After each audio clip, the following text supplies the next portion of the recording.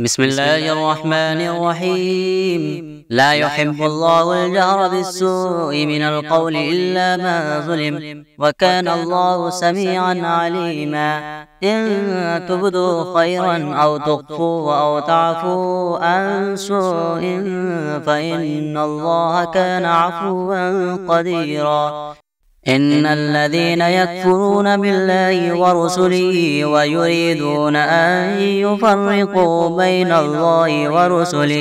بين الله ورسله ويقولون نؤمن ببعض ونكفر ببعض ويريدون أن يتخذوا بين ذلك سبيلا، أولئك هم الكافرون حقا، وأعتدنا للكافرين عذابا مهينا. والذين آمنوا بالله ورسله ولم يفرقوا بين أحد منهم أولئك سوف يؤتيهم أجورهم، وكان الله غفورا رحيما. يسألك أهل الكتاب أن تنزل عليهم كتابا من السماء فقد سألوا موسى أكبر من ذلك فقالوا أرنا الله جهرة فأخذتهم الصاعقة بظلمهم ثم اتخذوا العجل من بعد ما جاءتهم البينات فعفونا عن ذلك وآتينا موسى سلطانا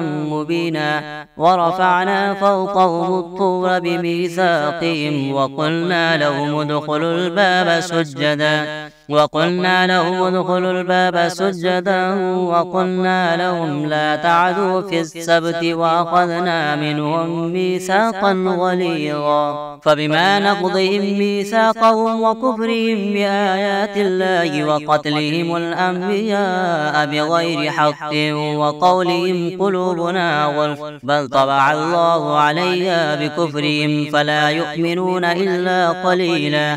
وبكفرهم وقولهم على مريم بهتانا عظيما وقولهم إنا قتلنا المسيح عيسى ابن مريم رسول الله وما قتلوه وما صلبوه ولكن شبه لهم وإن الذين اختلفوا فيه لفي شك من ما لهم به من علم إلا اتباع الظن وما قتلوه يقينا بل رفعه الله إليه وكان الله عزيزا حكيما. وإن من أهل الكتاب إلا ليؤمنن به قبل موته ويوم القيامة يكون عليهم شهيدا. فبظلم من الذين هادوا حرمنا عليهم طيبات أحلت لهم وبصدهم عن سبيل الله كثيرا وأخذهم الربا وقد نهوا عنه وأكلهم أموال الناس بالباطل وأعتدنا للكافرين منهم عذابا أليما. لكن الراسخون في العلم منهم والمؤمنون يؤمنون بما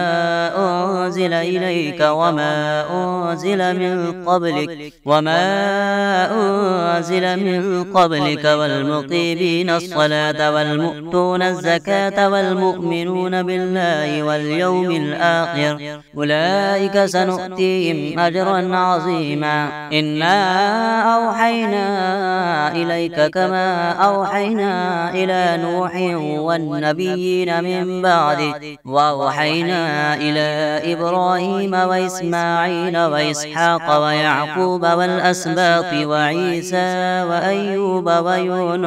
وأيوب ويونس وهارون وسليمان وآتينا داود زبورا ورسلا قد قصصناهم عليك من قبل ورسلا لم نقصصهم عليك وكلم الله موسى تكليما. رسلا مبشرين ومنذرين لئلا يكون للناس على الله حجة بعد الرسل وكان الله عزيزا حكيما. لكن الله يشهد بما أنزل إليك أنزله بعلمه والملائكة يشهدون وكفى بالله شهيدا. إن الذين كفروا وصدوا عن سبيل الله قد ضلوا ضلالا بعيدا. إن الذين كفروا وظلموا لم يكن الله ليغفر لهم ولا ليهديهم طريقا إلا طريق جهنم خالدين فيها أبدا وكان ذلك على الله يسيرا. يا أيها الناس قد جاءكم الرسول بالحق من ربكم فآمنوا خيرا لكم وإن تكفروا فإن لله ما في السماوات والأرض وكان الله عليما حكيما. يا أهل الكتاب لا تغلوا في دينكم ولا تقولوا على الله إلا الحق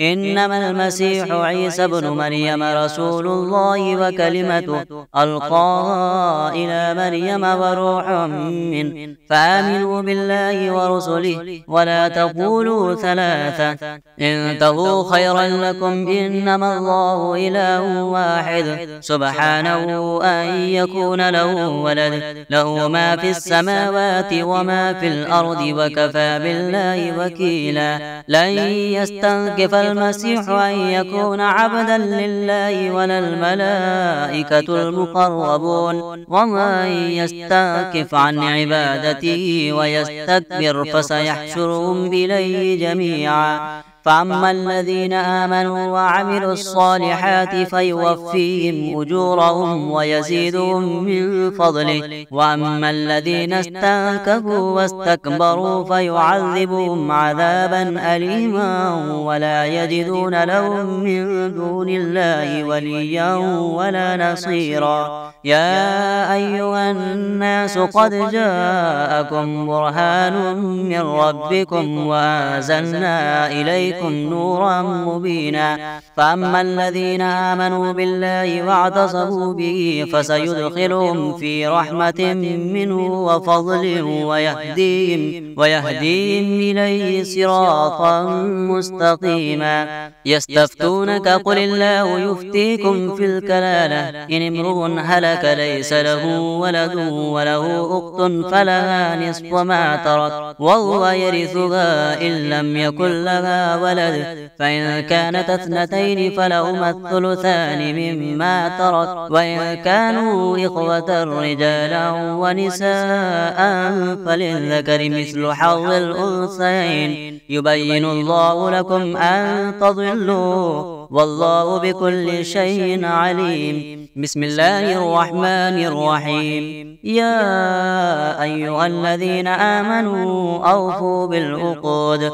أحلت لكم بهيمة الأنعام إلا ما يتلى عليكم غير محل الصيد وأنتم حرم إن الله يحكم ما يريد. يا أيها الذين آمنوا لا تحلوا شعائر الله ولا الشهر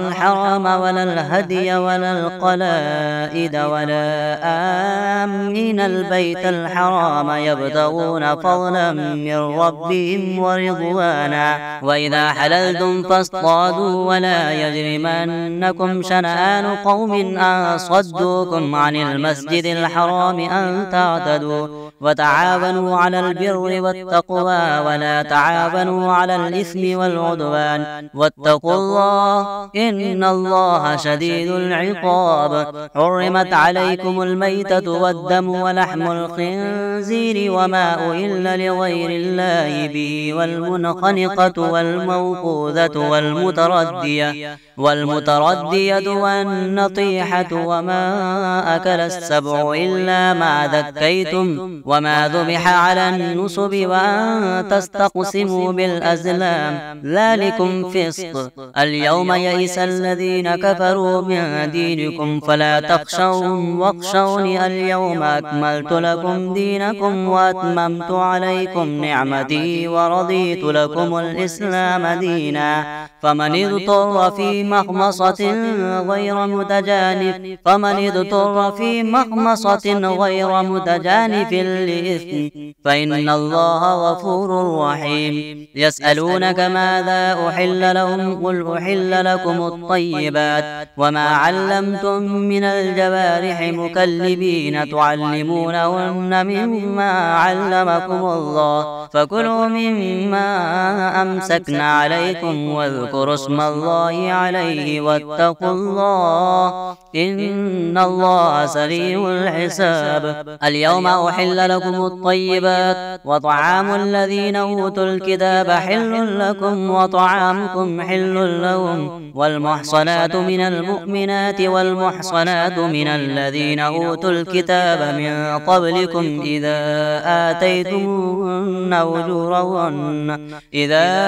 آتيتموهن أجورهن محسنين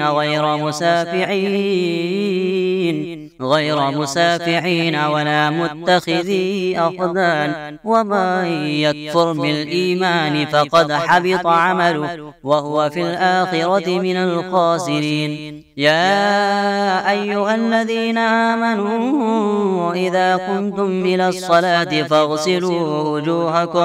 فاغسلوا وجوهكم وأيديكم إلى المرافق وامسحوا برؤوسكم وأرجلكم إلى الكعبين وإن كنتم جنبا فاطهروا وإن كنتم مرضى أو على سفر أو جاء أحد منكم من الغائط أو لامستم النساء فلم تجدوا ماء فتيمموا صعيدا طيبا فامسحوا بوجوهكم وأيديكم منه ما يريد الله ليجعل عليكم من حرج ولكن يريد ليطهركم وليتم نعمته عليكم لعلكم تشكرون. واذكروا نعمة الله عليكم وميثاقه الذي واثقكم به إذ قلتم سمعنا وأطعنا واتقوا الله إن الله عليم بذات الصدور. يا أيها الذين آمنوا كونوا قوامين لله شهداء بالقسط ولا يجرمنكم شنآن قوم على ألا تعدلوا اعدلوا هو أقرب للتقوى واتقوا الله إن الله خبير بما تعملون. وعد الله الذين آمنوا وعملوا الصالحات لهم مغفرة وأجر عظيم. والذين كفروا وكذبوا بآياتنا أولئك أصحاب الجحيم. يا أيها الذين آمنوا اذكروا نعمة الله عليكم إذ هم قوم أن يبسطوا إليكم أيديهم فكف أيديهم عنكم واتقوا الله وعلى الله فليتوكل المؤمنون. ولقد أخذ الله ميثاق بني إسرائيل وبعثنا منهم 12 نقيبا وقال الله إني معكم لئن أقمتم الصلاة وآتيتم الزكاة وآمنتم برسلي وعزرتموهم وأقرضتم الله قرضا حسنا لأكفرن عنكم سيئاتكم ولأدخلنكم جنات تجري من تحتها الأنهار فمن كفر بعد ذلك منكم فقد ضل سواء السبيل. فبما نقضهم ميثاقهم لعناهم وجعلنا قلوبهم قاسية يحرفون الكلم عن مواضعه ونسوا حظا مما ذكروا به ولا تزال تطلع على خائنة منهم إلا قليلا منهم فاعف عنهم واصفح إن الله يحب المحسنين. ومن الذين قالوا إنا نصارى أخذنا ميثاقهم فنسوا حظا مما ذكروا به فأغرينا بينهم العداوة والبغضاء إلى يوم القيامة وسوف ينبئهم الله بما كانوا يصنعون. يا أهل الكتاب قد جاءكم رسولنا يبين لكم كثيرا مما كنتم تخفون من الكتاب ويعفو عن كثير. قد جاءكم من الله نور وكتاب مبين يهدي به الله من اتبع رضوانه سبل السلام ويخرجهم من الظلمات إلى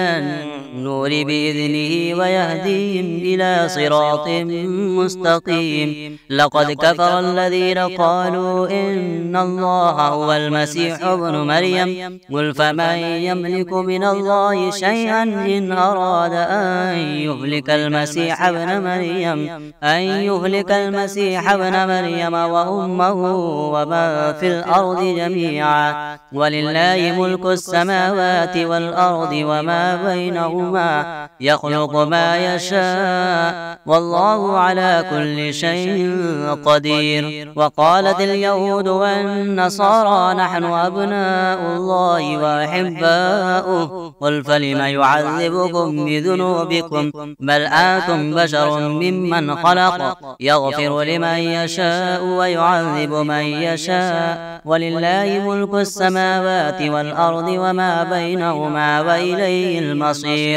يا أهل الكتاب قد جاءكم رسولنا يبين لكم على فترة من الرسل أن تقولوا ما جاءنا من بشير ولا نذير فقد جاءكم بشير ونذير والله على كل شيء قدير. وإذ قال موسى لقومه يا قوم اذكروا نعمة الله عليكم إذ جعل فيكم أنبياء وجعلكم ملوكا وآتاكم ما لم يؤت أحدا من العالمين. يا قوم ادخلوا الأرض المقدسة التي كتب الله لكم ولا ترتدوا على أدباركم فتنقلبوا خاسرين. قالوا يا موسى إن فيها قوما جبارين وإنا لن ندخلها حتى يخرجوا منها فإن يخرجوا منها فإنا داخلون. قال رجلان من الذين يخافون أنعم الله عليهم ادخلوا عليهم الباب فإذا دخلتموه فإنكم غالبون وعلى الله فتوكلوا إن كنتم مؤمنين. قالوا يا موسى إنا لن ندخلها أبدا ما داموا فيها فاذهب أنت وربك فقاتلا إنا هاهنا قاعدون. قال رب إني لا أملك إلا نفسي وأخي فافرق بيننا وبين القوم الفاسقين. قال فإنها محرمة عليهم 40 سنة يتيهون في الأرض فلا تأس على القوم الفاسقين. واتل عليهم نبأ بني آدم بالحق إذ قربا قربانا فتقبل من أحدهما ولم يتقبل من الآخر قال لأقتلنك قال إنما يتقبل الله من المتقين. لئن بسطت إلي يدك لتقتلني ما أنا بباسط يدي إليك ليقتلك إني أخاف الله رب العالمين. إني أريد أن تبوء بإثمي وإثمك فتكون من أصحاب النار وذلك جزاء الظالمين. فطوعت له نفسه قتل أخيه فقتله فأصبح من الخاسرين. فبعث الله غرابا يبحث في الأرض ليريه كيف يواري سوءة أخيه قال يا ويلتى أعجزت أن أكون مثل هذا الغراب فأواري سوءة أخيه فأصبح من النادمين. من أجل ذلك ذلك كتبنا على بني إسرائيل أنه ما قتل نفسا بغير نفس أو فساد في الأرض فكأنما قتل الناس جميعا ومن أحياها فكأنما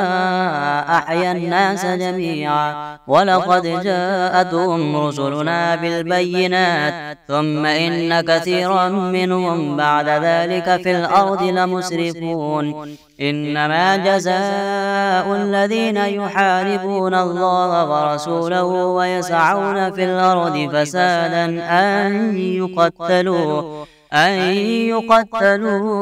أو يصلبوا أو تقطع أيديهم وأرجلهم من خلاف أو ينفوا من الأرض ذلك لهم خزي في الدنيا ولهم في الآخرة عذاب عظيم إلا الذين تابوا من قبل أن تقدروا عليهم فاعلموا أن الله غفور رحيم يا أيها الذين آمنوا اتقوا الله وابتغوا إليه الوسيلة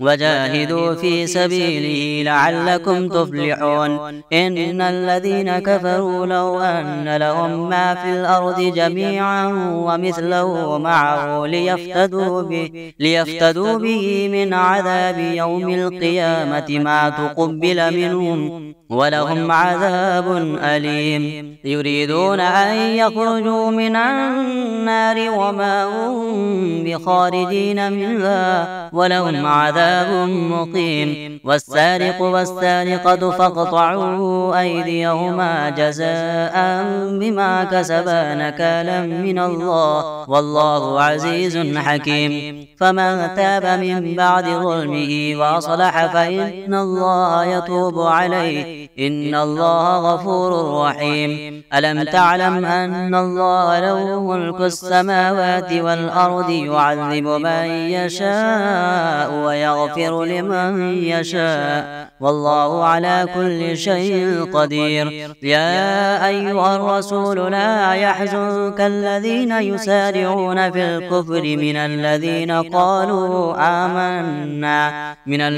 قالوا آمنا بأفواههم ولم تؤمن قلوبهم ومن الذين هادوا سماعون للكذب سماعون لقوم آخرين لم يأتوك يحرفون الكلم من بعد مواضعه يقولون إن أوتيتم هذا فخذوه وإن لم تؤتوا فاحذروا ومن يرد الله فتنته فلا تملك له من الله شيئا أولئك الذين لم يرد الله أن يطهر قلوبهم لهم في الدنيا خزي ولهم في الآخرة عذاب عظيم سماعون للكذب أكالون للسحت فإن جاءوك فاحكم بينهم أو أعرض عنهم وإن تعرض عنهم فلن يضروك شيئا وإن حكمت فاحكم بينهم بالقسط إن الله يحب المقسطين وكيف يحكمونك وعندهم التوراة فيها حكم الله ثم يتولون من بعد ذلك وما أولئك بالمؤمنين إنا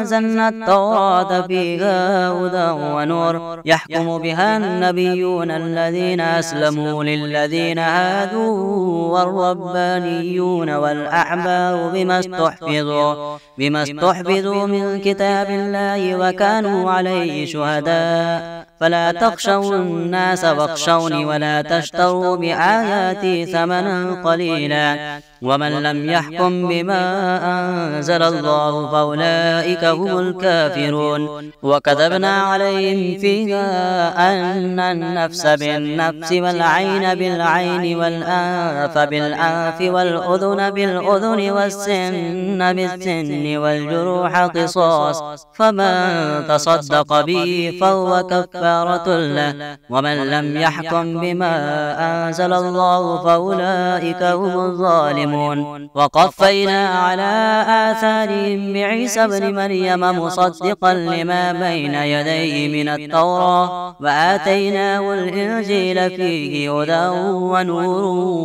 مصدقا لما بين يديه من التوراة وهدى وموعظة للمتقين. وليحكم أهل الإنجيل بما أنزل الله فيه، ومن لم يحكم بما أنزل الله فأولئك هم الفاسقون. وأنزلنا إليك الكتاب بالحق مصدقا لما بين يديه من الكتاب ومهيمنا عليه، فاحكم بينهم بما أنزل الله ولا تتبع أهواءهم عما جاءك من الحق، لكل جعلنا منكم شرعة ومنهاجا، ولو شاء الله لجعلكم أمة واحدة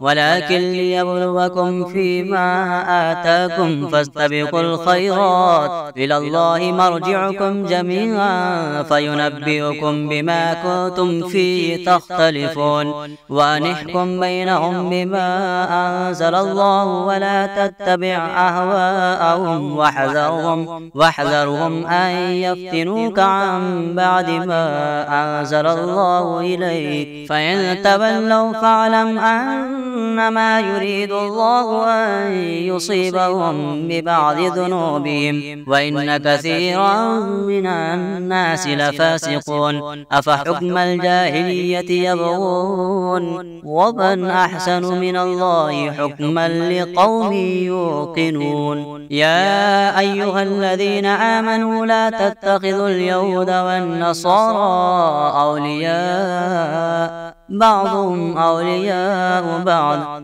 ومن يتولهم منكم فإنه منهم، إن الله لا يهدي القوم الظالمين. فترى الذين في قلوبهم مرض يسارعون فيهم يقولون نخشى أن تصيبنا دائرة، فعسى الله أن يأتي بالفتح أو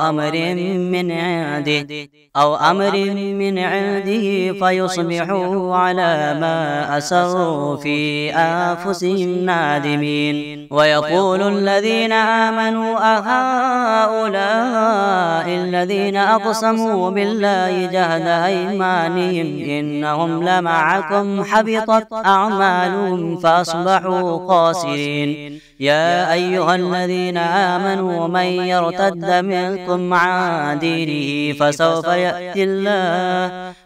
يأتي الله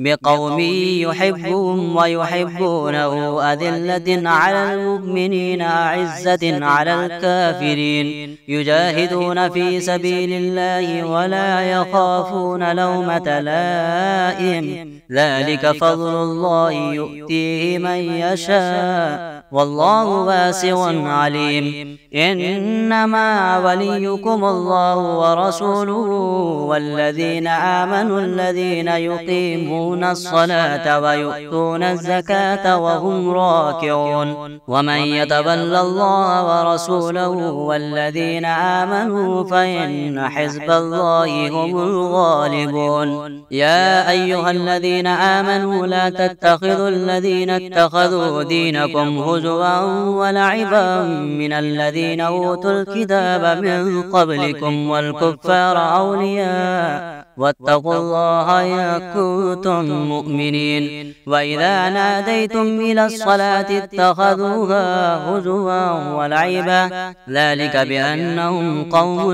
لا يعقلون. قل يا أهل الكتاب هل تنقمون منا إلا أن آمنا بالله وما أنزل إلينا وما أنزل من قبل وأن أكثركم فاسقون. قل هل أنبئكم بشر من ذلك مثوبة عند الله من لعنه الله وغضب عليه وجعل منهم القردة والخنازير وعبد الطاغوت، أولئك شر مكانا وأضل عن سواء السبيل. وإذا جاءوكم قالوا آمنا وقد دخلوا بالكفر وهم قد خرجوا به والله أعلم بما كانوا يكتمون وترى كثيرا منهم يسارعون في الإثم والعدوان وأكلهم السحت لبئس ما كانوا يعملون لولا ينهاهم الربانيون والأحبار عن قولهم الإثم وأكلهم السحت لبئس ما كانوا يصنعون وقالت اليهود يد الله مغلولة غلت أيديهم ولعنوا بما قالوا بل يداه مبسوطتان ينفق كيف يشاء وليزيدن كثيرا منهم ما أنزل إليك من ربك طغيانا وكفرا وألقينا بينهم العداوة والبغضاء إلى يوم القيامة كلما أوقدوا نارا للحرب أطفأها الله ويسعون في الأرض فسادا والله لا يحب المفسدين ولو أن أهل الكتاب آمنوا واتقوا لكفرنا عنهم سيئاتهم ولأدخلناهم جنات النعيم ولو أنهم أقاموا التوراة والإنجيل وما أنزل إليهم من ربهم لأكلوا من فوقهم ومن تحت أرجلهم منهم أمة مقتصدة وكثير منهم ساء ما يعملون يا أيها الرسول بلغ ما أنزل إليك من ربك وإن لم تفعل فما بلغت رسالته والله يعصمك من الناس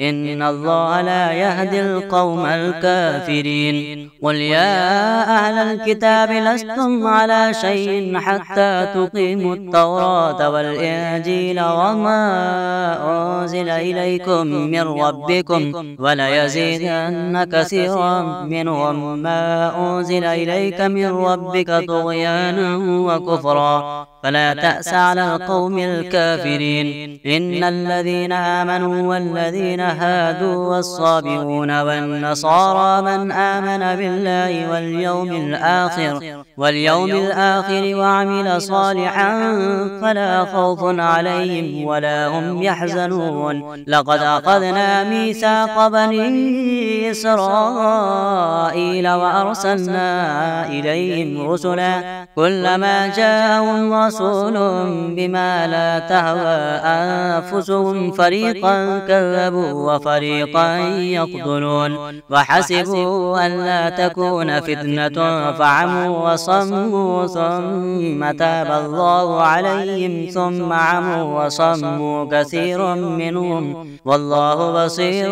بما يعملون لقد كفر الذين قالوا إن الله هو المسيح ابن مريم وقال المسيح يا بني إسرائيل اعبدوا الله ربي وربكم إنه من يشرك بالله فقد حرم الله عليه الجنة ومأواه النار وما للظالمين من أنصار لقد كفر الذين قالوا إن الله ثالث ثلاثة وما من إله إلا إله واحد وإن لم ينتهوا عما يقولون ليمسن الذين كفروا منهم عذاب أليم أفلا يتوبون إلى الله ويستغفرونه والله غفور رحيم ما المسيح ابن مريم إلا رسول قد خلت من قبله الرسل وأمه صديقة كانا يأكلان الطعام انظر كيف نبين لهم الآيات ثم انظر أنا يؤفكون قل أتعبدون من دون الله ما لا يملك لكم ضرا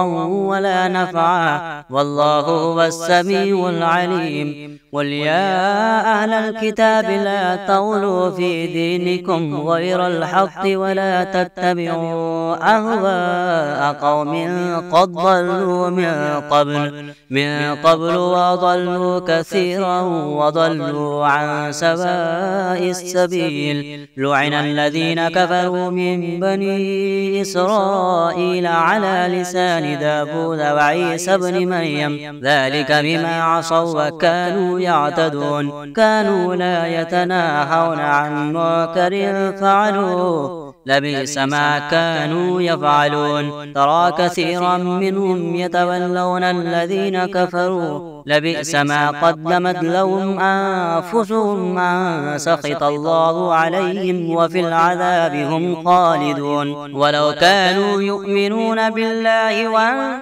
والنبي وما أنزل إليه ما اتخذوهم أولياء ولكن كثيرا منهم فاسقون. لتجدن أشد الناس عداوة للذين آمنوا اليهود والذين أشركوا، ولتجدن أقربهم مودة للذين آمنوا الذين قالوا إنا نصارى، ذلك بأن منهم قسيسين ورهبانا وأنهم لا يستكبرون.